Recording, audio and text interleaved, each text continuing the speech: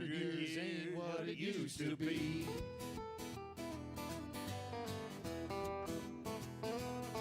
Before you know it, you're 63, making plans for Medicare A and B. You look around yourself and you see 100 years ain't what it used to be.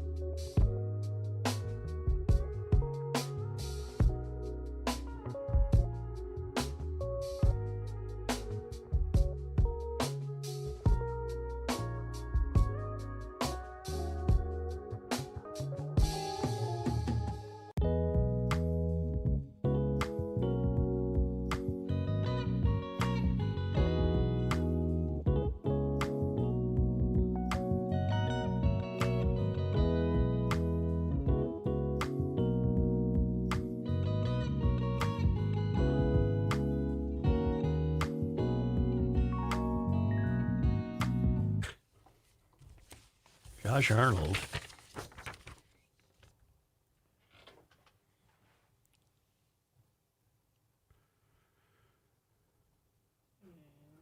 Josh Arnold. Joshua.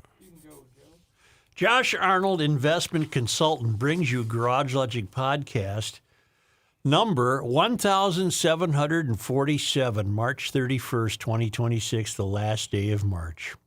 It was 82 degrees for a record high on this day in 1986. It was 1 below on this day in 1969. There were no ice outs today for Lake Minnetonka. Really? But 2 ice outs throughout history for White Bear Lake. White Bear went out on this day in 1938 and again in 1968. Call Josh Arnold at 952-925-5608 for a free 48-minute consultation. Hail the flashlight king. And now, from the mayor's office above the boathouse on the east shore of Spoon Lake, it's Garage Logic with Chris Reavers manning Technology Corner, Kenny Olson from the Krabby Coffee Shop, John Haidt in the newsroom, and of course, the Rookie. Always. Here is your flashlight king, fireworks commissioner, and the keeper of common sense, your mayor, Joe Souchere. I wish to alert you, my fellow GLers, Sorry. on the future of politics. Wow, the future of politics as seen by the mayor of Garage Logic, Joe Souchere. Thank you. That was unprompted, by the A way. political conference for Canada's new Democratic Party descended into chaos after progressive activists got into a heated argument over equity cards. The members from across the I'm already happy.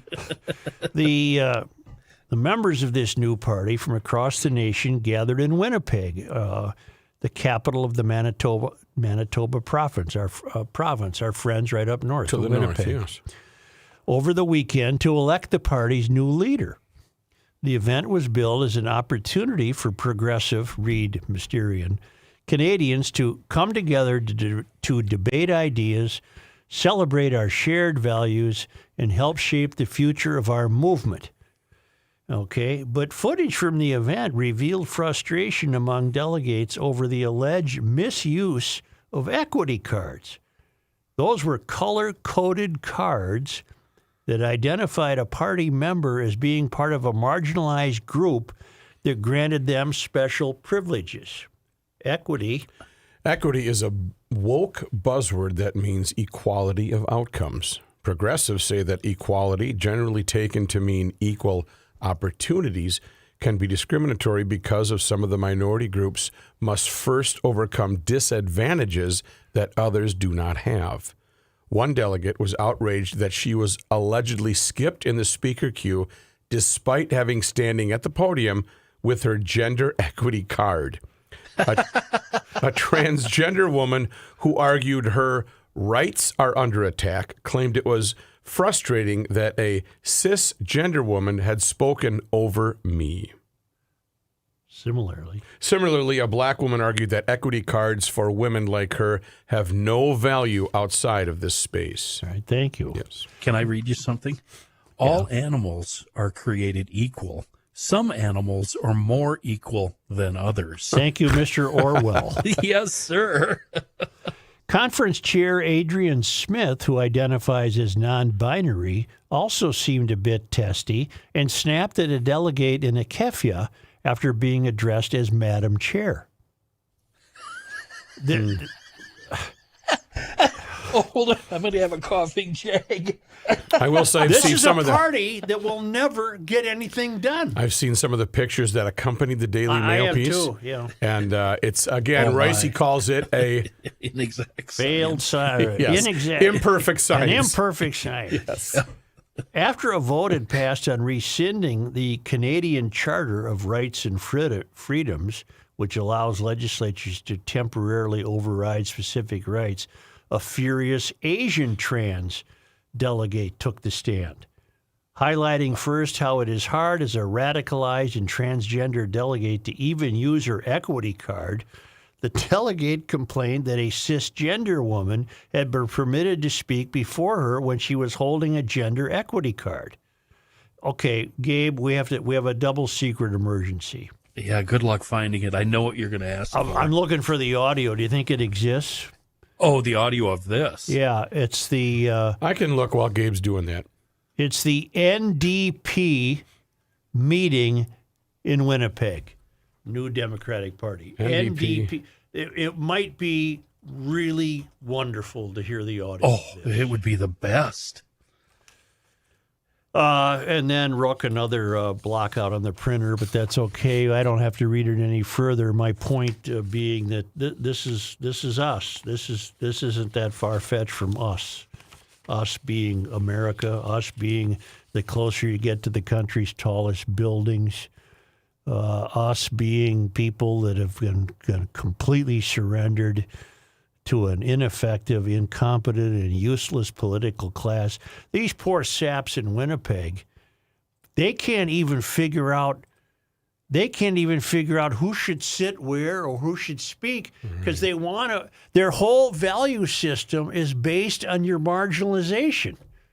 Yeah. So everyone's going to say, "Wait a minute, I'm more marginalized than that person." So what possibly can be accomplished by the creation of something called a new Democratic Party?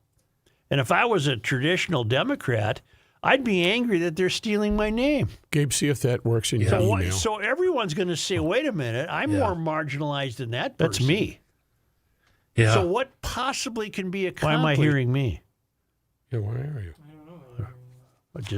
Was I in Winnipeg? Yeah, I think so. I have the audio that accompanied that meeting. All right, let's see what that sounds like. Now balloting co-chairs. There is a point. Let's hear the point on microphone 1. I'm sorry, just real quick, point of personal privilege. I understand there's very little time and for delegates to speak, but early on the mic, it's hard as a racialized and transgender delegate to sometimes use this card and speak up, speak to somebody in front of me in line and ask, hey, this pertains to multiple intersecting parts of my lived experience. I'd like to speak. I was rejected when I talked. And it's frustrating when these are my rights being directly under attack right now in Alberta, and that a cisgender woman had spoken over me. There's a point of privilege on microphone 1, then we'll go to microphone 3. Go ahead, delegate. Yes. Hello. I was standing here with my gender equity card before you called on the previous speaker. Wow. That's my point of privilege that I would like to raise. I will explain the speaking order, which is fixed, that I cannot amend, which is the pro-con rotation. You can move yourself up a line that you're standing in. I am pro, and I was. We went. You went pro. Con, We went pro-con, pro, and my plan was to go con. The speaker at con mic 3 also has a speaking card.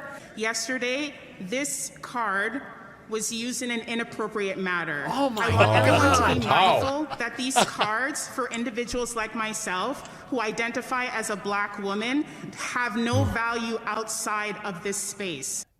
Well, Mother of God. Yeah.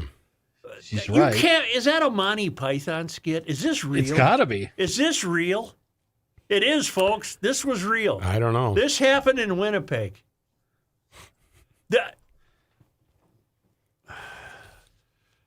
That could easily happen here if it hasn't already. I said this is our future. Yeah. It does happen here. We just That is a treasured piece of audio, Gabe. Hold on to never that. lose that, Gabe. That's All people created equal wasn't working out for them. So I look what really- they have now. Hey, they got to speak before me. I'm more equal than they are. I'm What went speechless. wrong, Joe? I'm What went speechless. wrong in their upbringing? I mean, everything went wrong in their upbringing. What everything. happened? Right. What happened?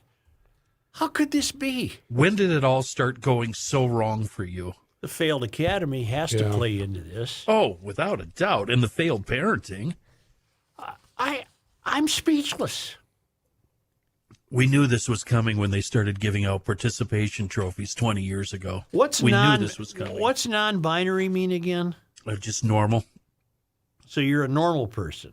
Right. I'm looking at a picture of a non-binary, and she looks like a third adjutant general to Hitler. Not relating to, composed of, or involving just two things. That's the first one. Number 2, denoting, having, or relating to a gender identity that does not conform to traditional binary beliefs about gender. Okay. So it just means whatever you want it to mean. I mean, take your pick. We won't dwell on it. I just wanted to give you all a picture of our future. Binary is just normal, male, female. Holy mackerel. Non is everything else. That is just amazing. Well, I mean, to be perfectly clear, non-binary is not a thing.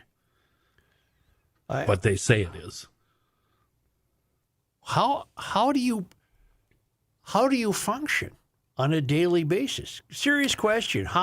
You're put upon. How do you feed yourself? Do you work? Well, you're mad and crabby all the time because you're not getting yours. You feel like you're not getting yours. You're oppressed. But when you're so consumed with your if you're so seeking of and grateful for a marginalized identity, that's the only thing you have going for you. That's what you're focusing on. Is your identity. You have nothing going for you that would translate to, where am I going? You're going to spend your whole life husbanding your identity. Explaining. And when I meet you, you're going to spend 10 minutes explaining why you I have changed. an orange card. I'm speaking before you. Right. Sorry, I should be I'm a trans. I have the orange card. You're going to spend half your life doing that. And so what happens is, on the one hand, they want to say they're all the same. We're all the same. On the other hand, they break down into a cat fight because they hold different colored cards that reward their different identities. Trying to push themselves to the front. So they're treading water. Yeah. You're not getting nothing. They will never accomplish anything because they can't, because they're stuck in neutral. I'm a cisgender. I identify as a black transgender non-something, but you have the red card. So you get to speak before me? I think that's unfair. Yeah. That's unfair. My card is blue. Let's take it out of the auditorium now, and let's fast forward to Sunday about 2, and we're going to come on over to Grandma's house or Uncle Albert's house for ham and some egg. Why do you turn this into food? I'm saying, how do they around their family? Well, they got to tell Uncle Albert, who's got the farmall hat on and the overalls, and they got to say, and he doesn't give a rat's behind number 1. But here comes Ann, who's now Andy, saying, and she still has her card. Yes, Uncle Albert, I was at the podium, and this sis came up. Is this a Beatles song? Yes. Honest to God. She came in through the bathroom window. Right. What has happened? What has happened? They're using Animal Farm as a playbook or as a manual. They read Animal Farm and they thought, my God, this is the greatest idea ever. Because some marginalizations are better than other marginalizations. Yeah. But they're not supposed to be, because you're all supposed to be sharing the burden of being marginalized equally. What happened? We're not in this. We're not in this together. So are they saying that a black transgender person probably gets a better card than a white transgender? Okay, because they're more put upon than the white transgender. Absolutely. Yes. Even though they're all supposed to be transgender, and that's see, the white transgender card holder, to leap ahead of the black transgender card holder, would need another identity, an additional identity to push her ahead of the black leg person. Braces or something like that. Okay, a disease or something. I don't know. Which one is higher up? A male that has transgendered to female or female to male? Which one is higher up on the good question. Well, there again, they would both need one more identity. Right. to trump the other person. Oh, well, you went from male to female. I went from female to male, but I am also I'm also part Indian. Okay. I'm part Native. First Nation. Right. Oh, sure. Mixed race. So there I get ahead of you. Yeah. Well, there's Is no there- end is to there the a- game you're going to play to see who's ahead of who. So like a food pyramid? Yes. Where it tells you like what you need to have, what With- this trumps everything. With no actual top or peak or acme. With the ongoing presumption that the reason they all believe this anyway is that they've all bought into the idea that in one way or the other, life has been unfair to them because they're oppressed. But they're getting what they want. They're going from They have their own party. changed. They have their own political What's party. I forget what the operation is called. NDP. New Democratic Party, Yep. which will not be useful to anyone except them. Have they even got out of the starting gates with that party? I'm Or not do sure they have they- candidates? So they're and trying to be a anybody- legitimate political party in Yeah, and Canada. I'm wondering, where they're the do they have anybody in office yet? Or are they Well, still bickering? That's a good question. Boy, I backroom think, bickering? You That's a think good question. Canada has bought into this too, or do you think Oh Canadians my God! are I think just they're leading the way. really? Yeah. Canada is I think our they're worse friends. than They're us. our friends. America's cap. What are you talking if they'll about? still have us, they're our friends. But I'm looking at the pictures of some of them, and I just think, holy man. Yeah. In fact, here's the deal: when you look at the pictures, you're not sure which side they went to. You're not sure which card they're holding. Right. I'm not sure if they're going which way. As soon as I hear somebody say "point of privilege," I start laughing. Remember the one? Remember the audio Yeah. clip we had of that? That's what I thought you were going to have Gabe look for. That was also in Canada.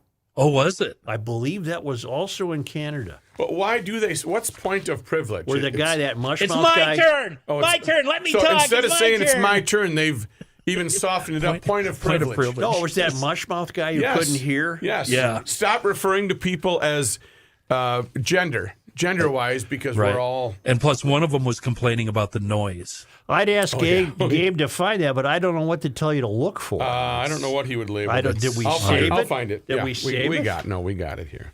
In the meantime, you want to run out to L.A. for a minute? Please. Because it's happening everywhere. What do you got? Karen Bass is the current mayor of L.A., and she's not woke enough. I told you, you'll always regret I don't think that's going to be true in the Melvin Carter, Kali Her case, and we'll get to that in a moment.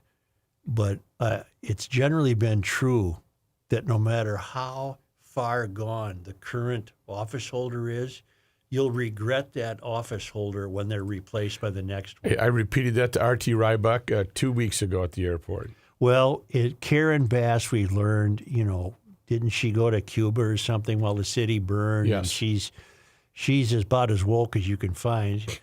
Well, now you've got a far left Democratic socialist who's now taken the lead over Bass in the mayor's race. And her name is Nithya Raman. She was born in India. She has a 33% support in the latest poll, leaving Bass trailing at 17%. And this woman has fulfilled all the crackpot checkpoints you got to have. She thinks car manufacturers are to be sued because they've made catalytic converters too easy to steal. That's not far off from here, right? No, that's us. She shrugs her, well, just a minute, I got to turn this page here. She shrugs her shoulders and rolls her eyes when asked if it was safe for homeless encampments to be erected near the city schools. So she's okay with putting homeless encampments near the city schools. The poll was conducted by Loyola Marymount for the study of Los Angeles, and it found Bass has just a 5% lead ahead of reality TV star Spencer Pratt. I don't know. So Spencer here's one of the great cities of the world. Well, it used to be Los Angeles, California. Yep. Beautiful big city. One of the The icon. Everybody went there with their dreams. They wanted to become Let me icons. go. I have you to gotta- foghorn myself for that. I don't know where the horn went. The hell with it. we got her. Yeah, whatever. And it's so you got Pratt, who we already know is a failure, and then you got this Rahman, who's worse than Bass, and I don't know anything about Spencer Pratt, the reality TV guy. So Los Angeles, you also have surrendered, much as we have here in the Twin Cities, or the closer you get to the country's tallest buildings. Rahman's lead comes after the city council. She's a city councilwoman. Comes as the city councilwoman has launched a far left platform and built a reputation for her takes on Los Angeles issues. She, in 2023, during a surge in automobile thefts, she sparked backlash by voting against banning the unlawful possession of catalytic converters. She was okay if you had yours. You finally got to that, huh? Rahman said she voted against the ban because she believed car makers were simply making the part too easy to steal.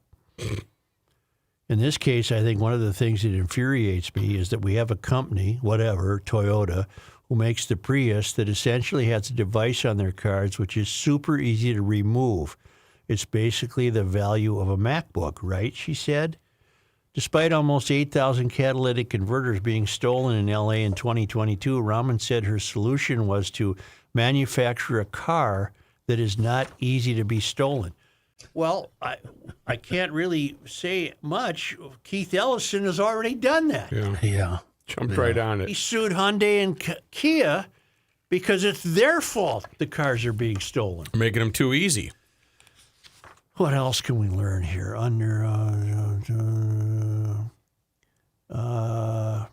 Homelessness in L.A. stood at a staggering 67,000 people, and Rahman was grilled about how she would solve the crisis. And she drew boos from the crowd. She told an audience in 2024 that she did not believe it would make any difference in enforcing laws banning homeless encampments from coming within 500 feet of schools, drawing the ire of the crowd. I don't think a kid's going to be safer if they are 10 feet or 500 feet away from a school, Rahman said as she shrugged her shoulders on stage. She clarified in a statement after her remarks drew backlash, keeping children safe is important. So she had to admit that. All right. That's all I didn't pursue it any further than that. By the way, that motion, Joe, about catalytic converters passed, so she failed. Good. So there is a ban on the possession of them. Correct. And she voted that, no, we should be able Did to. you find point of privilege? I believe I do. All right. If we want to defeat capitalism, we are going to need a party that will organize working people to fight for the demands that we want and to win socialism. Thank you so much. Right quick point of privilege. Quick point of personal privilege. Yes. Guys, first of all, James Jackson, Sacramento, he, him. I just want to say, can we please keep the chatter to a minimum? I'm one of the people who's very, very prone to sensory overload. There's a lot of whispering and chatter going on. It's making it very difficult for me to focus. Please, can we just, I know we're all fresh and ready to go, but can we please just keep the chatter to a minimum? It's affecting my ability to focus. Thank you. Thank you, comrade. Okay, is there a speaker against name, chapter, pronoun? Point of personal Here comes privilege. Mushmouth. Yes. Please do not use gendered language to address everyone. That's it for that one. Oh, my God. Doesn't somebody have to be doing a bit there? Wasn't that guy doing a bit? Whispering bothers him? What I was going to say. How does he ever eat in a restaurant? Right. Yeah. There's usually a din. Could you people all be quiet? I'm trying to have my fried rice here. Okay, wait now. Let's take some learning from this. These events are not uncommon. The progressives keep inventing new ways to manifest themselves. Mm-hmm. And we're getting closer and closer to understanding why Asia Chugtai gets elected, or Chowdhury. What's Jason. Chugtai's first name? Igor or Ashanti Oleg or something. And so Chugtai and Chowdhury and Robin Wansley, they are elected. I think it's a reasonable suspicion. They are elected by the kinds of people. Aisha Chugtai. They're elected by constituents who would be perfectly at home identifying with these audio clips we've played you. So, I think I've been a little naive thinking, why in God's name are these wrong people getting elected? Well, to the people electing them, they're not the wrong people. Yeah, they're playing to their own demographic. They're not the wrong people. Yeah. So Minneapolis's problem, St. Paul's to a lesser degree, is the voting bloc has devolved into a very progressive mindset and ideology. They don't care that it doesn't result in anything. It can't if you're going to spend your weekend arguing about who gets to speak first based on the color card they're holding. You can't accomplish anything for citizenry. Okay, but what did we cover yesterday where it's the goal of a conservative versus liberal? Does this play into what you were? Yes. The Republican goal at that meeting in Winnipeg, the end would justify the means. They will determine the outcome for you. Whereas in GL, across town, you are going to determine your own outcome. Okay. Right. Okay, so that fits the profile. I think it does. Certainly. Although that forces the question of what outcome do the people in Winnipeg, what can they possibly identify as an outcome of their inability to even proceed through a meeting without first stopping to see who should be in line ahead of who? What is their outcome? What is their end goal? The Minneapolis City Council. That's what's going to happen. I guess. Just nothing but infighting and getting no business done. Okay, but sounds like the end goal of everybody that chimed in at this NDP was, here's more about me. I need the gray card or the orange card, or listen to me. I'm more equal than you. Right. Yeah. It just equal does not mean equal in their world, unless you're fighting Trump or whoever their version is. We do have to quit being naive, or I do. New York just elected this guy. The one of the most fantastic cities in the country. Well, we have Ilhan. I know, but they elected an unprepared, ill-equipped Marxist socialist who would be perfectly at home at that meeting in Winnipeg. He would be accommodating to them. He wouldn't stand up and say, "What is this BS?" Right. He'd go with it. He wouldn't be like George Bush when Wellstone came in all stormy. Who's this chicken shit over here? Oh, God, that was great. That was his first introduction of Senator Wellstone. Yeah. Who is this chicken shit? I'm going to tell you about, I read something today about electric bikes are, especially with rising gas prices, electric bikes could be a great part of the future of urban commuting. Now, you got to be able to, you don't want to be doing I'm not anti-electric bike. You're not going to do it when you're 90. Right. But right now, electric bikes are making a great deal of sense, and there's a great preseason sale happening at EcoFun Motorsports in Forest Lake / Columbus. Electric bikes are on sale at $899. That's cheap. That's That's cheap for a season of riding, and it won't just be this season. The bike's going to last you forever. Right. And it makes a lot of sense. Just like I'm afraid to admit that an electric car makes a lot of sense for me because of my driving needs. So would an electric bike. Right. But they got everything at EcoFun. 400 electric bikes in stock, 130 motorcycles on display, great seasonal pricing. If you want water equipment, they've got jet skis and wave runners, and they're throwing in the $1,500 trailer as part of the value. It's amazing.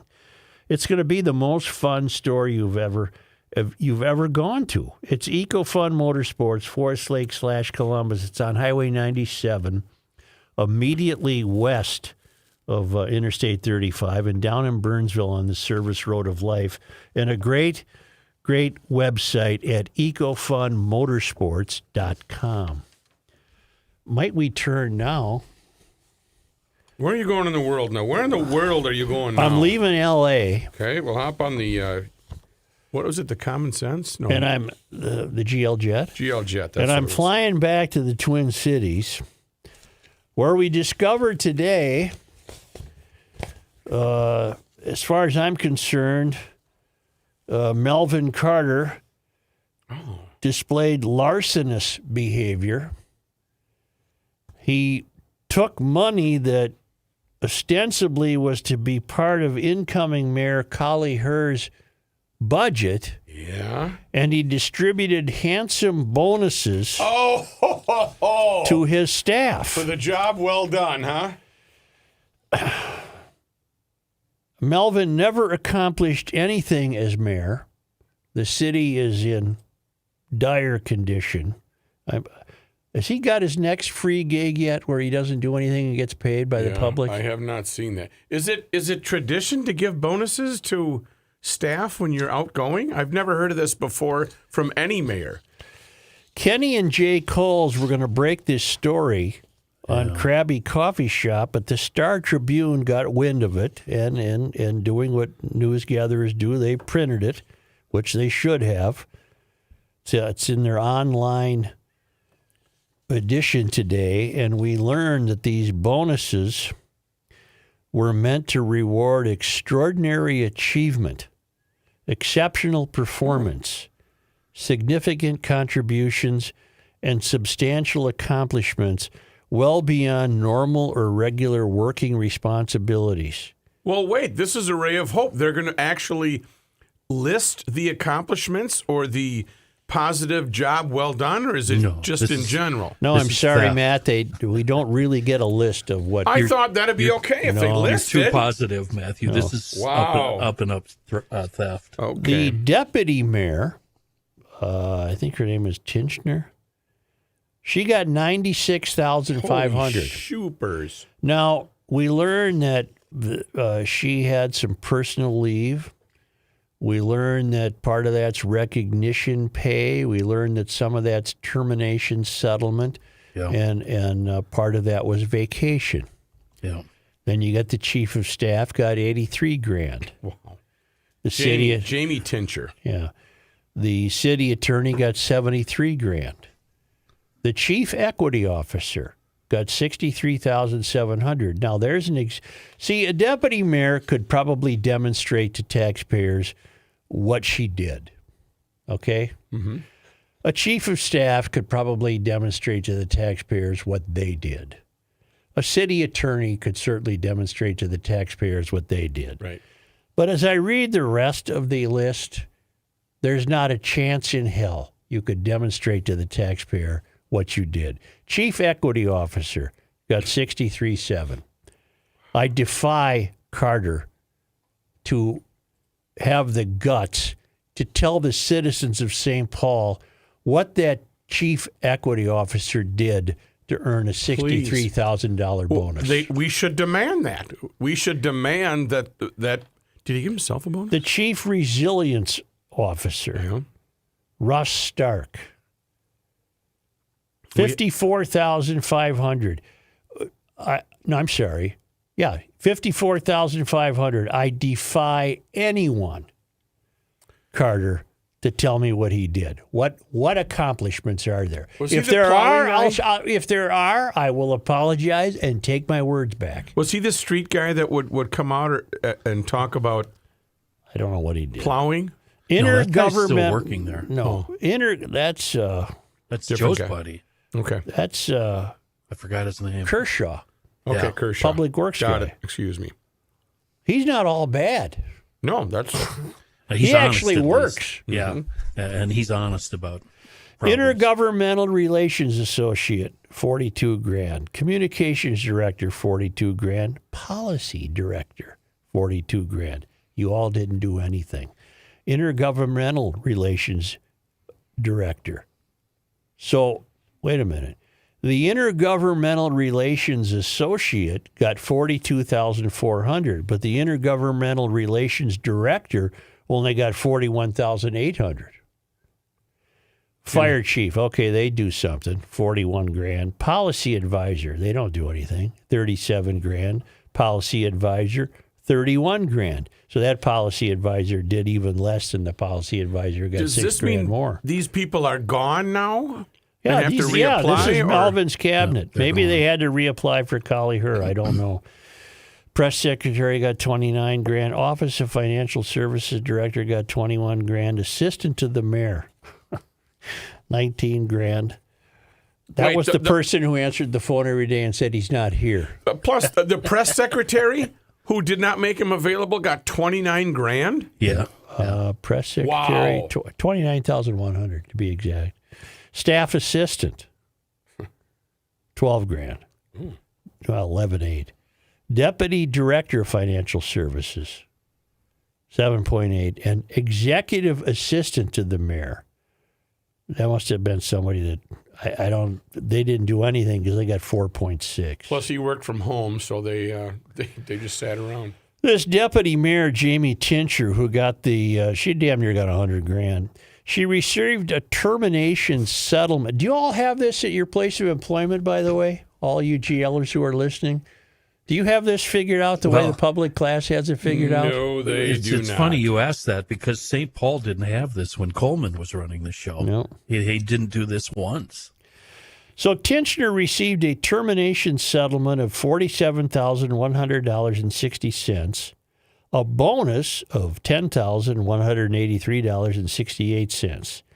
She left the city with $9,400.32 in personal leave and $29,872.45 in unused vacation time, for a total of $96,458.05. These people are thieves. There is no other way I can possibly look at it. These people have stolen the taxpayers' money. Melvin enabled it. Now, am I going to get sued for calling them thieves? I think that's pretty accurate. How else am I supposed to look at this? The only problem I have is that it's not larceny per se, because larceny is at stealing from a private individual. All of this. So this would be fraud, Joe. No, all of this will pass the test of the city attorney. All of this will be legal. All of this will be written in their various voluminous books of bylaws. It's all going to be legal. The taxpayers are never getting this money back. It equaled, what did it equal? $700,000? 775, I think, something like that. $775,000 of your money just went to pay people who have not, if they can, they should, have not demonstrated to the St. Paul taxpayer what they did to earn this money. That's what I want to see. Carter has no moral compass. It might not be illegal, but it's really a crappy way Melvin, of doing you business. look really bad. I keep asking this of our elected officials almost every day. How can you possibly live with yourself? How can you look yourself in the mirror and live with what you've done? The one thing that really bothers me, many things that bother me, are Carter decided that their last day, their last service to the city would be January 2nd. instead of the last day of 2025. Would that buy him some more vacation? personal days, yeah. Let me see. I want to get the 6 days. 6 days of personal. I don't know what they call it. Prove me wrong, somebody in St. Paul, because I'm about to make a bet. I'll bet $5,000 that I'll pay to the Union Gospel Mission, because I like the Union Gospel Mission. Split with Second Stork. How about split with Second Stork? I'll pay $5,000 to Union Gospel Mission. I'll throw something at Second Stork and something for Mary Copeland's sharing and caring hands. But we'll start with $5,000 to the Union Gospel Mission if you can prove to me you were at work during COVID. Remember, all of these bonuses are paid to people who never even went to the office. They worked. That's an excellent point. And the mayor Carter stayed at home, including the mayor. All of this money went to people who didn't do a gall darn thing. How do you blue collar folks feel about that? You guys building roads and houses and buildings. How do you snowplow drivers feel about this? Oh, yeah. I mean, we could just talk about city employees. How do you cops feel about this? Talk about city employees, the fire department. Yep. How do you water department guys feel about this? Jamie? These people did nothing. And I would say during the brunt of your tenure, Carter, these people did not even show up downtown. This is a travesty. It's theft. And it just committed in broad daylight. It's so greasy. So greasy. You know what's just funny is I can't find. She's from West Virginia. Who? Jamie Tincher. I don't know her. And I can't find out anything more about her bio. No, you want a bit of ray of hope. I'm clinging to the hope that Collie Herr, given her background, has not totally consumed every drop of Mysterian Kool-Aid. Okay. She's not perfect. She vetoed the St. Paul City's Council, same desire that Fry vetoed, to extend rent forgiveness to 60 days. She sees no wisdom in that, which she should see no wisdom in it. She vetoed that in St. Paul. So I offer that as a brief ray of hope. A, it just burdens the people who own the property, and B, it burdens the renters who are broke now. Why would you think they're going to be less broke if we give them another 30 days? Anyway, Collie Herr, this money came out of her budget, apparently, the Melvin money. She's not going to like that as a business owner. $5,000 to the Union Gospel Mission, Melvin, which is probably more than you've given to charity in your entire life. You prove to me that all of these workers were downtown from March 1st, 2021 through the end of your tenure. I can't do it. This is all a lie. It's fake. It's theft. It's just outright theft. All of you. And they'll all take the money because they don't have any character. This is just pathetic. It is truly, truly pathetic. Do you have, at your workplace, GLers, do you have these situations? Maybe you do if you bargain it for yourself. Do you have, where did I just read it? I got it here. Don't worry. More on Tincher. She was the Mark Dayton's deputy chief of staff. They're all in a club. They just keep. Klobuchar's Melvin will campaign. end up pretending he's working for somebody. Right. She grew up in West Virginia. Bachelor's degree in communications from Denison University. They don't. Well, she might have done something because he didn't. So she might have had to do a lot of stuff. To her credit, she began working as a promotions manager at a classic rock station in West Virginia. So maybe she's not all bad. Can I ask you something? All of rock and roll. Can I ask you something? Yeah. How big could a classic rock station be in Virginia? There you go. West Virginia? West Virginia. That's even smaller. West Virginia. Okay, at your workplace, do you have a termination settlement clause in your contract? No. Do you even have a contract? No. Do you have a bonus situation for leaving? No. Either do I. Do you have a personal leave arrangement where apparently if you don't take personal leave, you have a big pile of money, do you? I do not. Okay. Do you get paid for unused vacation? I do not. I believe the saying here is use it or lose it. Yes. Isn't that true? Yeah. You can hang on to some. You can't hang on to it all. With the government, you can hang on to it all. They protect themselves rather well. I mean, sick pay. When most employees are there, sick pay is as a benefit. It's not paid out by private companies. I think the problem here is you should be working for the city because you have, what do you have in vacation every year? You get about 8 months of vacation a year, right? Which and I what never do you take. use? That's not that much anymore. It's 7. You use about 8 days of those 8 months. Just think, if you worked for St. Paul. Oh, my God. Can you imagine? I'd be wealthy. Can you imagine? Never see you again. It's funny you say that because I saw today, I saw an example of why I don't want to retire. All right? I won't name any names. Mm-hmm. But there's a guy near me who's retired. Okay. I hope so. In that area, I hope so. Sorry. And I happened to catch him this morning. I was outside getting the papers, and the trash truck was down at the end of the street. I think I know. Go ahead. I think I know what you're I think I'm going going to surprise you. Okay. The trash truck was down at the end of the street, and he's looking at the trash truck, and he's thinking, well, the north side of the street's going to get picked up before mine. He's on the south side of the street. Mm-hmm. So he pushed his bin over to the across-the-street neighbors. To the north side. And positioned it for pickup so that his bin got picked up maybe, 10 minutes faster than it would have when the truck swung around and came back the other way.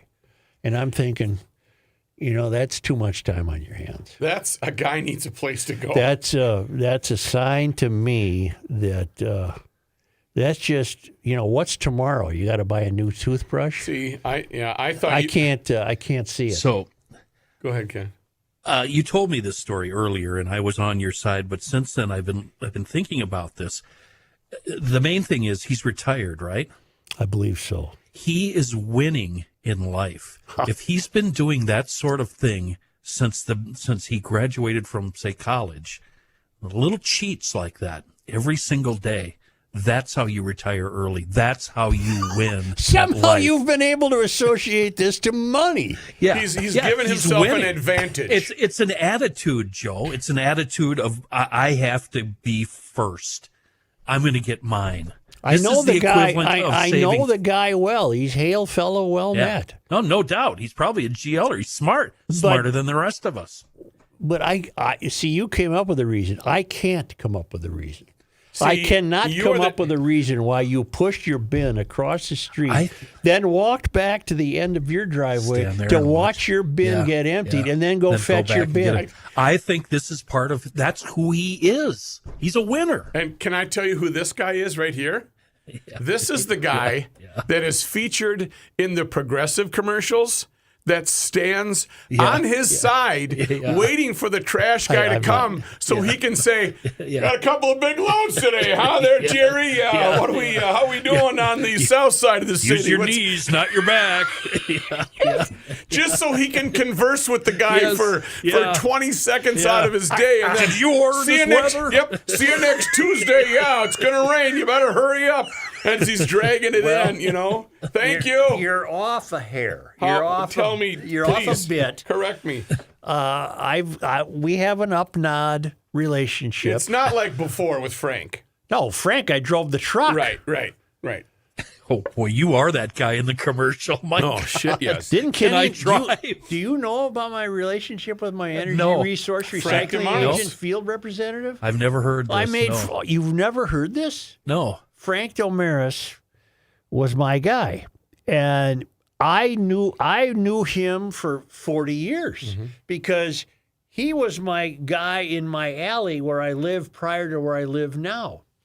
And he knew just vaguely that I was, at that time, I was a sports writer. Right. And he said, you know what I just did?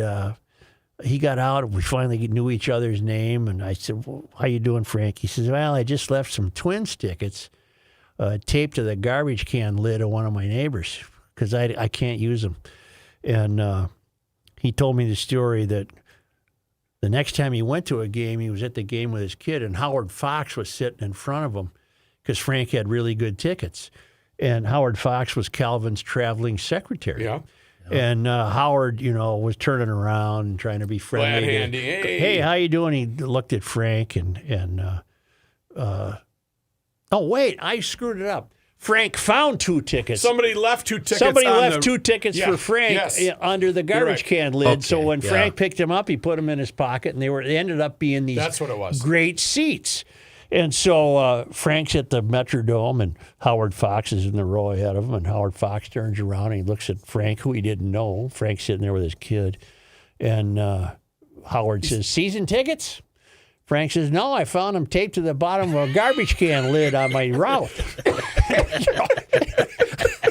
Howard blanched and turned around. See you later. But I got to know Frank's. That made Sports Illustrated. Did it really? That little In the story we got in tidbits, there's Sports a- Illustrated, yeah. Do you Now- remember your ride? How did you get behind the wheel? Okay, so now I move, and sure enough, Frank is my guy Yep. again. And it's Highland Sanitation. And I wrote columns about him. I had a name for him. He was Energy Resource Recycling Agent Field Representative. Okay. He would give talks at the kids' school, on career And the day. thing and was the stuff. recovery He was unit? the happiest trash Yes. collector you'll ever meet. He was good. He was good at it. See, that's the key to life. Be good at whatever you do. And he was a great trash guy. So he got a new rig, and he's showing it off. He says, "Why don't you drive it?" So I got in. I drove the Hell damn yeah. thing. And you're sitting way up high, yeah, way up high, going through The levers and it was wonderful. he was the guy that We had dinner at his house one night, and it was what are those birds that make bacon wrapped morning dove morning dove?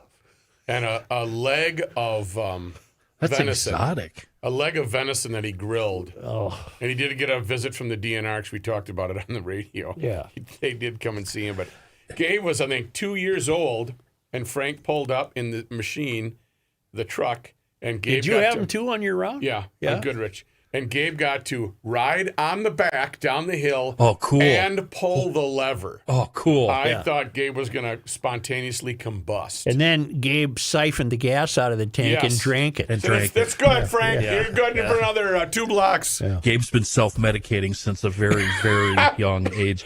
What I love about that story is that you have a guy. We all have guys for that. I don't anymore. He retired. But in most cases, we have a guy. Now, it might be early spring right now, but it's not too early to start thinking about your summer landscaping projects. We have a guy, or I should say, we have a crew for that. Allow us to help. Get hooked up with our guys at professionalturf.com. Time is of the essence, though, here, because the schedule fills up fast. ProTurf, they're a certified landscape designer by the Minnesota Landscape Association, and they'll work with you using digital photography and landscape imaging software so you can see what your completed project will look like before they even put one shovel in the ground.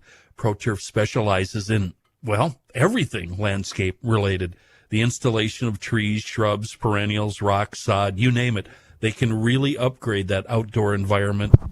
I'm thinking pavers. Do you want pavers or maybe natural stone patios, a fire pit, retaining walls, mulch beds? Whatever you can dream up, they can make happen. You can see a lot of their previous work and schedule a free in-person estimate by going to professionalturf.com. ProTurf, providing superior lawn care treatments, I can say it, landscape and irrigation service since 1982.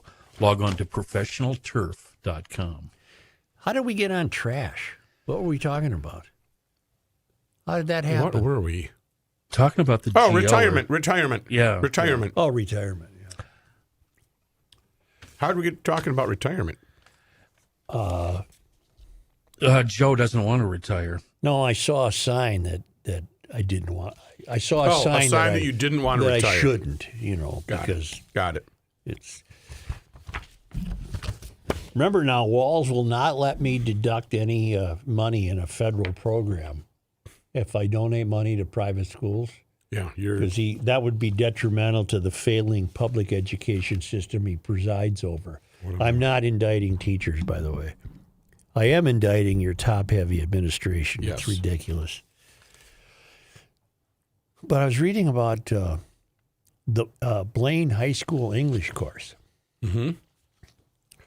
And the parents are saying some of the books that the kids are assigned are inappropriate. You have a foghorn? Oh, of course we do. I can't move on until you do it. Ooh, I like that. Oh, there's a good one, too. Which one's that? That's the newest one. That's the one that Which was coming ship was through that? That was that big one. Big freighter. Weeks ago. Yeah. Which one is it? I don't remember. The James what it's called. Barker. Yeah. Oh. The books the kids are required to choose from include one called Last Night at the Telegraph Club, or a sexual interaction between two girls is graphically depicted. Let me stop right here. I personally would never ban a book. I personally would not.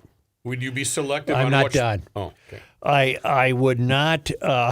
You have to be that way, Kenny. That's okay. Not offended. No, I know you're not. In fact, you take it as a compliment. Exactly. Thank you. If kids want to read this stuff, that's their problem or their parents' problem. What I am opposed to is this being made part of a curriculum. It's not the school's business to sexually indoctrinate kids. Okay. If you want to read that kid at home, your mom says, great, go for it. I don't care. But in the schools that I have to pay for, apparently it's very common to have these kind of books that the kids are to choose to read. Okay. And then they'll come up with some BS excuse why they shouldn't read To Kill a Mockingbird or something. That was going to be my next reference. The books students were required to choose from included one called Last Night at the Telegraph Club. Okay. A book list for a 9th grade honors English class at Blaine High School is full of inappropriate titles. A concerned parent shared this, and Alpha News picked it up. What's the name of it? I'm going to look it up as you... No, I'm not going to... The Telegraph Last Club. Night at the Telegraph Club. Students were given a list of 11 books and required to choose one to read for a class book club discussion. My concern, and the concern of many other parents, this is a quote, is that a large number of the books in the list have been banned or repeatedly challenged in schools across the country, many due to explicit sexual content and other mature themes, the parent said. I wish I had quit looking that up. See if you I can... give you the rundown of the Telegraph Club. I'd rather have a rundown of what 11 books were available to the kids. Oh, it's in the story here. On, am I going to get to it? Yeah, okay, never Alpha. mind. I'll get to it. All right. The book students were required to choose from included Last Night at the Telegraph Club, where a sexual interaction is graphically depicted. The Hate You Give, the letter U, The Hate You Give is another book on the list that has also been frequently removed from schools across the nation because of its vulgarity, sexual references, and the way the book portrays police brutality. I'm sure the book would be very unfair to police. Other titles on the list include Concrete Rose. I've never heard of this, and I'm pretty well read.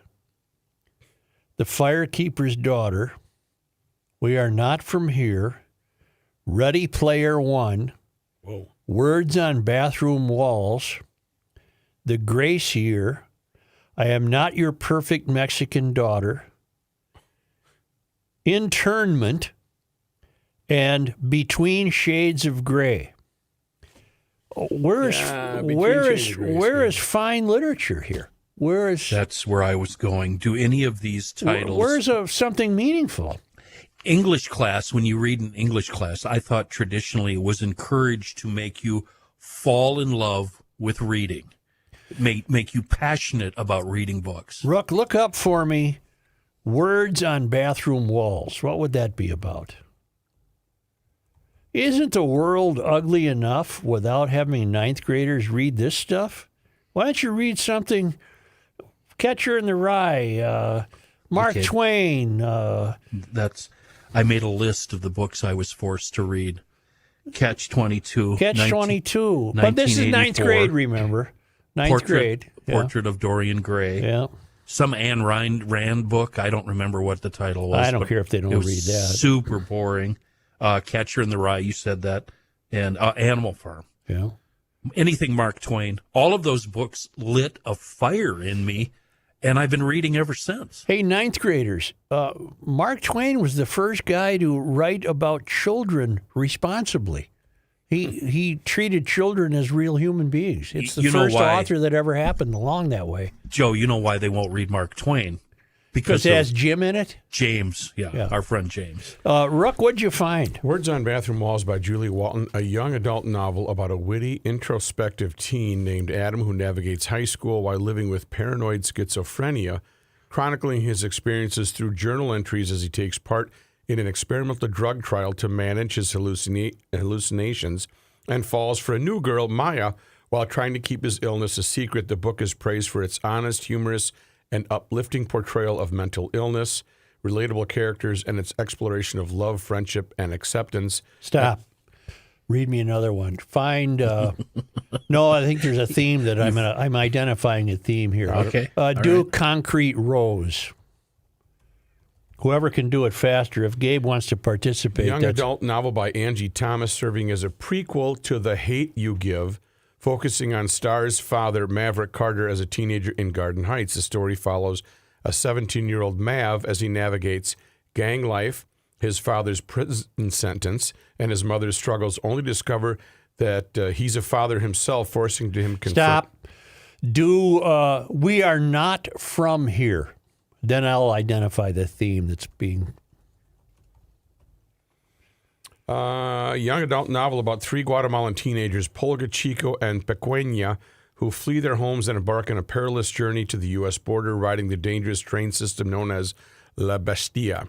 Inspired by current events, the story follows their harrowing escape from violence and gangs, exploring themes of survival, family, and hope through alternating first-person perspectives with elements of magical realism. The book is praised for its powerful, poignant, and unflinching portrayal of the migrant experience. Right. Here's your I've got one let me read this one. It fits in with what Matt just read. All right. Between Shades of Gray. Yeah. Historical fiction, 15-year-old who is deported from Lithuania to a Siberian work camp by Soviet officers in 1941, forcing her to fight for survival while documenting her experiences through drawings. All right. And Last Telegraph Club, set in 1954 San Francisco, following Chinese-American teenager Lily Hewitt. She navigates her identity. She starts... The Telegraph Club is a lesbian bar in Chinatown. There's a theme here. Okay. You're right, Such. Here's the theme. And I said before, I'm not indicting teachers. In this case, I will. The teachers or the committee that got together and put together this reading list. These are all books about marginalization. They're all about victims. They're all about oppression. There is nothing uplifting here. There is nothing to suggest higher reaching. This is all about somebody who's been screwed by this system. The system as they identify it. That's my guess what the theme is. I don't even know if they consciously were going after that theme, but the theme they came up with is let's come up with a list of books, and it's going to be about somebody, whether they have mental illness, they're a lesbian, they're this, they're that. We're going to explore the whole world of marginalization, and then when they graduate, they can go to Winnipeg and become New Democrats. Do you want the most 10 common high school books? Yeah. Mockingbird. Well, that's not on here. Gatsby. Not on here. Oh, Lord of that the was Flies. one. Yeah. Not on here. Animal Farm. Not on here. Romeo and Juliet. Not on here. 1984. Not on here. Catcher. Not on here. Mice and Men. Not on here. Macbeth. Not on here. And Night, which is about the Holocaust. Okay. Huh. Could you say the same for those titles, Joe, that you just said for these new titles? Isn't kind of that's what's Catch-22 and Catcher? Well, some of them are self-discovery, but they're marginalized? not in a lesbian bar or Right. transgender. These had no. They're not the same. They're certainly not great literature, that's for sure. Mockingbird's great literature. Yeah. Yeah. Gatsby, That's my cousin. All right? Be careful what you say. I forgot about F. Yeah. That big ship that went down, the F. Scott Fitzgerald. Yeah, boy, that was a tough November. Thanks, Elaine. The legend From lives Seinfeld, on. yeah. The parent said that several people contacted her after she shared her concerns about the book list on Facebook. Yesterday, we received her book club list, and I'm literally sick to my stomach after looking into these books. Explicit sexual content, anti-Christian, LGBTQ, anti-police, feminist, and just extremely inappropriate. Students have to choose one book and a backup book from the list of 11, but we were only able to find one book on the list that we would be okay with her reading, she wrote. She also, this is a parent talking, she also connected with some individuals with the Anoka-Hennepin School District who worked with her and other concerned parents to add additional 2 titles to the 11 that the parents deemed more appropriate. The 11 books on the original list will remain as part of the curriculum. Do they tell us what the 2 new ones are? I appreciate the district's effort, but it doesn't address the core problem. These sexually explicit books are carefully selected and presented to our kids as part of the required curriculum. That's what I also disagree with. I don't care if the kid wants to read that book about telegraphs at home, the Telegraph Club. Okay. That's her problem. Go ahead and read it. I don't give a damn. Question, do you mind that being in the high school library? Yeah, I do. Okay. Yeah. So not just, you don't want it part of the curriculum. You don't even want it in the building. Oh, now you're... Yeah, that's what I don't know either. That's why guide me here, Fireworks Commissioner. Well, as long as it's next to an alternative like Catcher in the Rye or To Kill a Mockingbird, that better also be available. If the library's full of that, then I don't want them in the library. Yeah. If there's a balance in the library, I'm cool with that. She said that some parents reached out to her saying she didn't even think to review the list for age appropriateness because they trusted the school. When I asked how these books were deemed appropriate for 9th graders, I was told it was based on the Minnesota academic standards. These are the schools that I have to pay for, but Cockwomble won't let me donate to another school. But those standards only define the skills students must master. They include no age limits or content restrictions, the parents said. Decisions about mature material are left entirely to local school districts. This raises the question, where is age appropriateness actually determined, if at all? The books on the list were purchased by the school in 2022 as part of the intro literature for HMH curriculum. What's HMH? I don't know.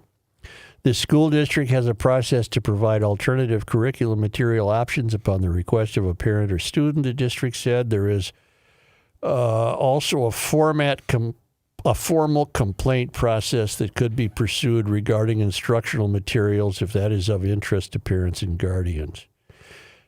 I just think it's BS. It's by design that these are what they are. That's by design. Nothing can persuade me otherwise. HMH is Houghton Mifflin Harcourt, the publishing company. They're of a mind to indoctrinate. I don't know what those books would do to inspire a child's love of reading. You know who made me hate reading? Faulkner. He should be banned from all libraries. If you like Faulkner... Yeah, but now you're talking about boredom. That's what I was going to say. If you claim to me you love Faulkner, I say to you, you don't understand one word he wrote. Nobody gets Faulkner. I'll give you a Southern author I bet you haven't tried. Tennessee Williams. I love him. Walker Percy. I've heard the name. I've never read anything. The Moviegoer by Walker Percy. Try that. Look, folks, a lot of things have been taken out of our hands. The use of our taxpayer money to grant bonuses to people who didn't do anything and didn't even show up for work. And it ranges all the way to reading curriculums in the public schools that are designed by committees that Cockwomble put together. You'll remember I went to McAllister once to try to track down one member of the team who was an admitted Marxist, an admitted anti-capitalist. He was proud of it. How did that go? I didn't find him. Well, to McAllister's credit, they had some security that just didn't allow any moron like me to walk in. You didn't have your orange card to get to the front I needed a card. I needed a red card. Get the front of the room. You just tell him, I'll give you $1,000 if I can use your toilet for 45 minutes. Yeah. During the last Wednesday of Mardi Gras, Binks Balling, a 29-year-old stocks and bond salesman in New Orleans, received an invitation to lunch from his Aunt Emily. Mm-hmm. Binks feels a prickle of foreboding. I'm already hooked. And this is just the summary of the Walker movie. Percy. Yeah, the moviegoer. Does it say what year it was written? I'm going to guess the 60s. Give me some time for that. There's lots of good stuff to read, kids.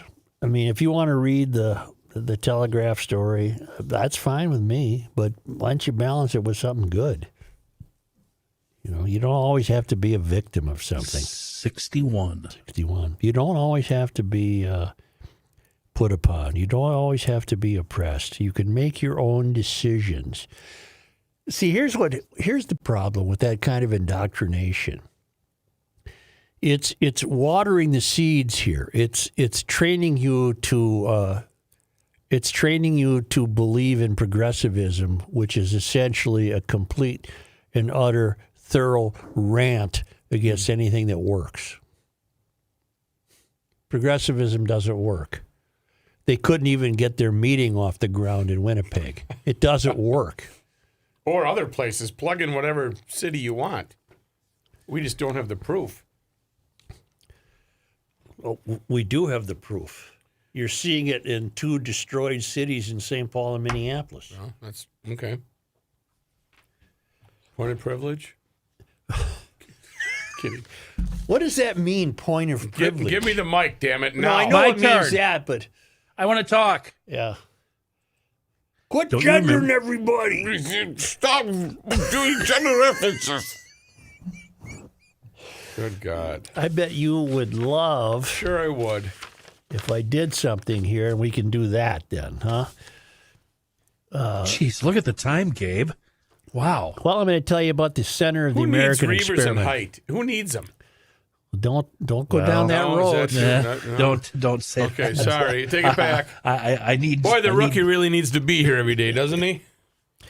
Minnesota has always been a place where we build stuff, steel, equipment, technology. But we can't build that stuff without affordable electricity. Look at your electric bills. We're so buttoned up here in Minnesota because of Cockwomble and his gang of trifectas. They locked us into a 100% wind and solar by 2040. That won't work. It won't work. There's a moratorium on building nuclear plants. All they do is provide clean, reliable energy with no carbon emissions.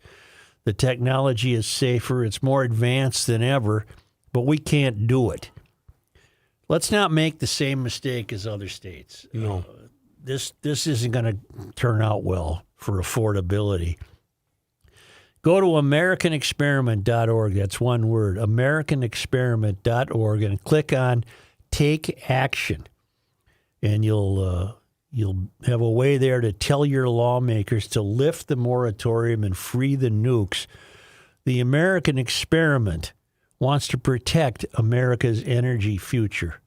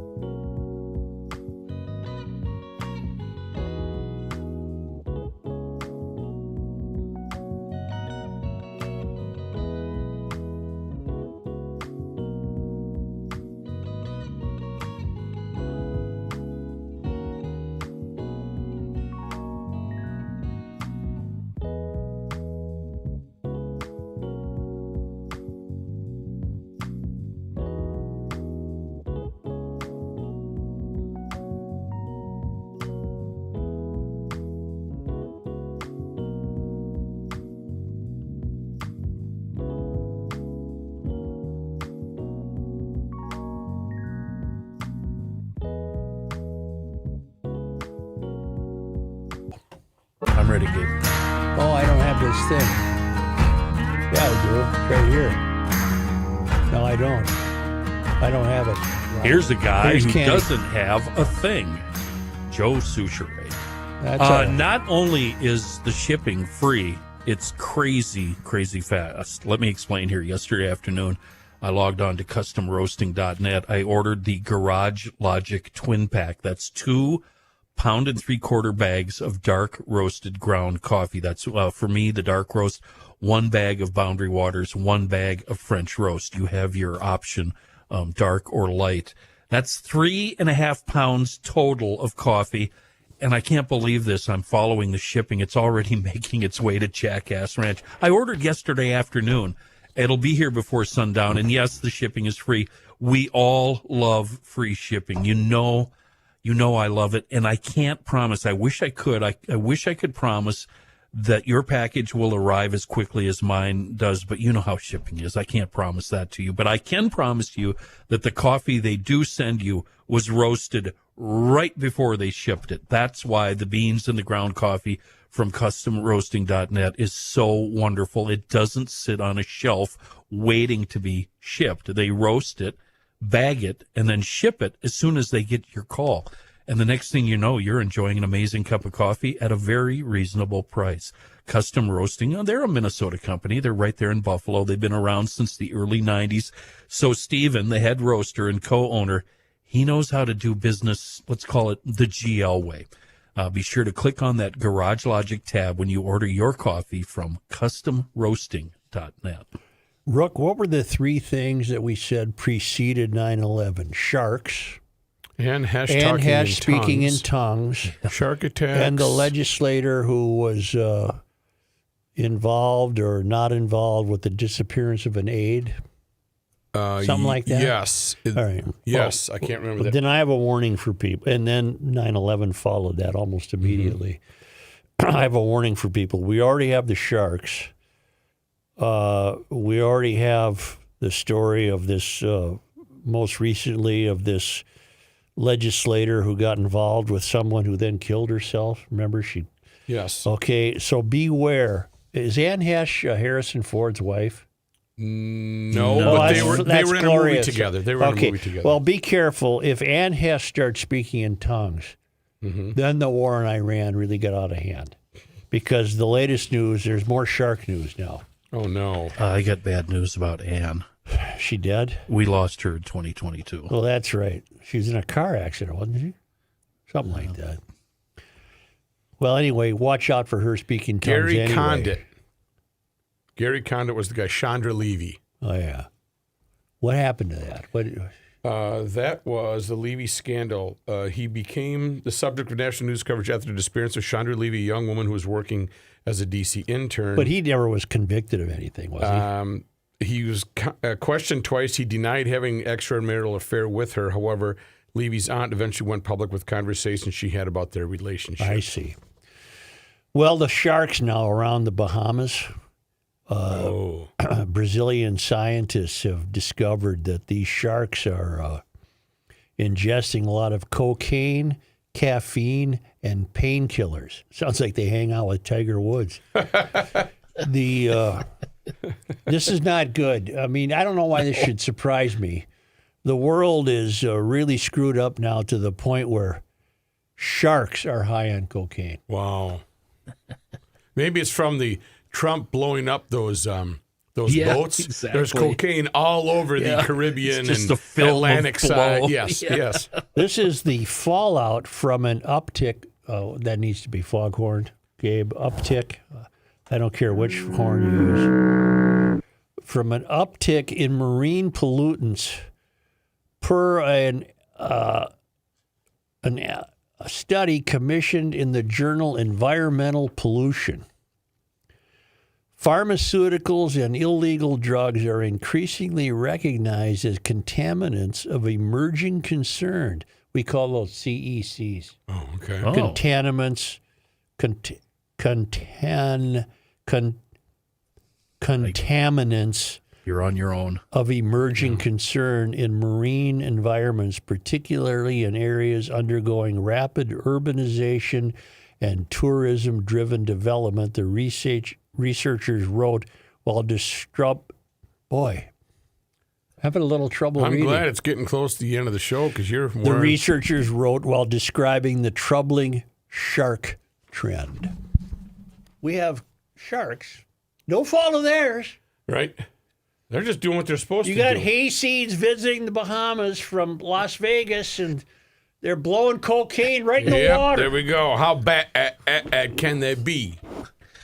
You know that I'm reading a book that's set in Vienna, Austria, 1913, and a lot of people went to Vienna because they thought they had the best doctors. The doctors would give you something called coca, C-O-C-A. From the coca plant? Well, it has to be cocaine. I'm sure it was. Yeah. There was cocaine in Coca-Cola early on. I just love the fact that there's sharks swimming around with runny noses, jonesing, trying to score an 8-ball, and calling people at 3 in the morning. Trying to get that gum around the shark teeth? Yeah. Hey, sorry to wake you up. Can I come over and pick up an 8? I'll be really quiet. I won't wake your wife. Oh my God. With those fins, you know. Don't ask me how I might know that stuff. I'm not going to. Your cousin told you at the 4th of July picnic. But this reminds me, I know a movie's going to be made about this, Such, because of Cocaine Bear. Have you seen Cocaine Bear?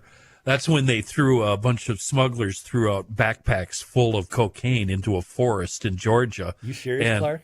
And a bear got a hold of it and started eating it by, the fistfuls, and then went on a rampage. And it is the funniest horror movie you'll ever see. Get this. I read about a lady. I think it was in the Daily Mail, so it probably isn't true.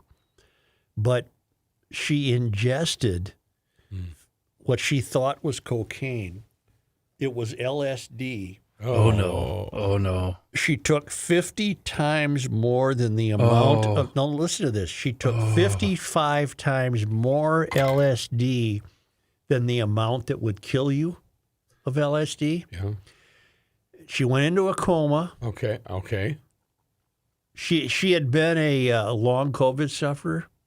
She went into a coma, woke up, I don't know what it was, 6 days later, completely healthy and pain-free. Her heart did not stop. No. I'm not suggesting we run out and ingest a lot of LSD. Yeah, that's not a good... And the doctors can't explain it. Right. Did she say anything about dreams when she was under? I can't imagine the dreams. I'm sure she did. They were probably trying to wake her up. She's like, nah, I'm good. Hang on. Almost done here. But she got rid of all the symptoms of the long COVID. I don't think that's a good... That's not the way I would do it. What would we call it? Yeah. Only because they come to us all the way from Penguin, Tasmania. When are they going to get out of Tasmania? It's coming up. They got devils there. You can get there. From the traveling Lymans, who can be followed at worldwidewaftage.com. It was on this day, March 31st. in 1810. Newspaper editor James M. Goodhue was born in Hebron, New Hampshire. In 1849, he established the territory's first newspaper, the Minnesota Pioneer, which is hanging on till this day, which promoted the territory both within its borders and beyond. Goodhue died in 1852, but in 1858, Jane Grey Swisshelm used his press after hers was destroyed. See March 24. So he came here in 1810? No, that's the year he was born, man. Oh, the year he was born. Okay. No. Yeah, the year he was born. On this day, March 31st.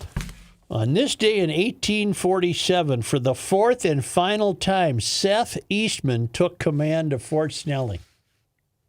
How come he lost it 4 times? We don't know, man. More returns than Bud Grant. Yep. Hey, what are they working on over there? Are they building something new at the fort?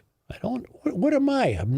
Well, don't you ever go to the Mendota Bridge or by the airport at 5? On this day, March 31st. In 1918, Roald Amundsen, the famed Roald. Why do you say it like you have some kind of tick? Roald. How would you say it? How would you say it? Rolled. Yeah, it's Roald. Roald Amundsen, the famed Norwegian polar explorer who had discovered the South Pole in 1911, addressed a large audience in Duluth about the ongoing battle of World War I and appealed to the people of the United States, especially American labor, to stand behind the president to the last ditch and to work with 100% efficiency to the end of the war. Kind of not like that today, is it? I bet that guy was a pain in the ass. You know, when I was at the South Pole and I invented the, After discovered. remarking that Norwegians in this country will be pleased to know after the war that they too have had a share in the liberation of mankind, Amundsen continued on a speaking tour of Minnesota and later left for Norway to prepare for a North Pole expedition. Yeah. Well, how about that? Roald comes to Duluth. Yeah. Bitches and moans about get to work, people. Let's go. Then he goes to the North Pole. Right. After I discovered the South Pole, I went to the North Pole. Where On somebody this else... day, March 31st. in 1934. Here we go. And I know exactly where this happened. Now we're getting it. A shootout between John Dillinger and the FBI occurred at the Lincoln Court Apartments in St. Paul. Yeah. Dillinger escaped, but a few months later was shot to death by FBI agents in Chicago. Yeah. Don't we wish you would have got done in Damn here? near Lincoln and Lexington. Yeah. Promote the book. Dillinger slept here. Dillinger slept here, the local guy. No, your buddy. The architect. Not Mitchell. It's not John Camp. No. It's It's, Days and Nights. Strange Days, Days and Nights. It's not Larry Millette either. It's not Larry Millette? No, it's... All right. Tell me again the name. Well, 'Cause I'll find Lincoln it. slept... No, not Lincoln. Dillinger. Dillinger slept here. It's a local guy. Come on. Paul Maccabee. Paul Maccabee. Yeah, that's what it was, Maccabee. On this day in sports disappointment history, Who would we lose to today, Joe? March 31st, 1971, the Twins released Louis Tiant. Oh, with the great Had the great Fu wind, Manchu. great wind-up. On this day, March 31st. in 1980, the Phillies lost to the Iowa Comets in the semifinals, which must mean of the playoffs. On this day, March the 31st. very next year, 1981, the Phillies played their last game and the league folded.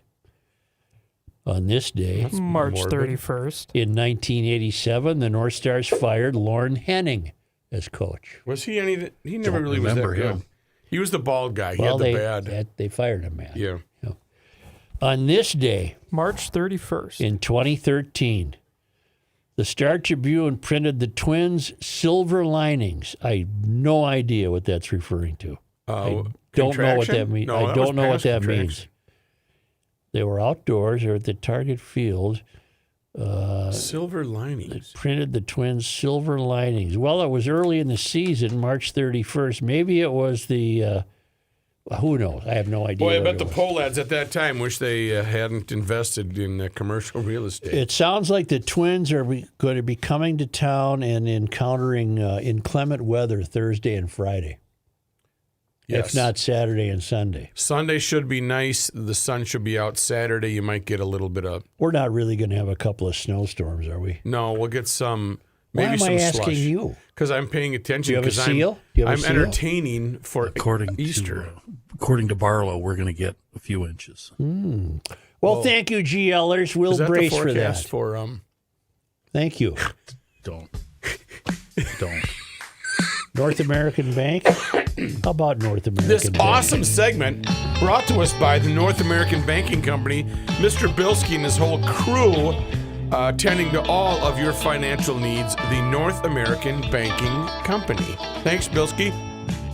Hey, Garage Logic is your home for so much information. I'm talking about how to sign up on YouTube so you can watch the show live.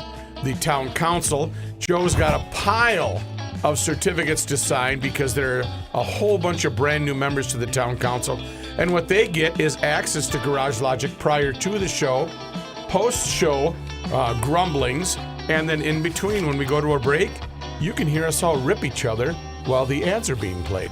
It's kind of fun. It's sadistic, but it's okay. That's all at garagelogic.com.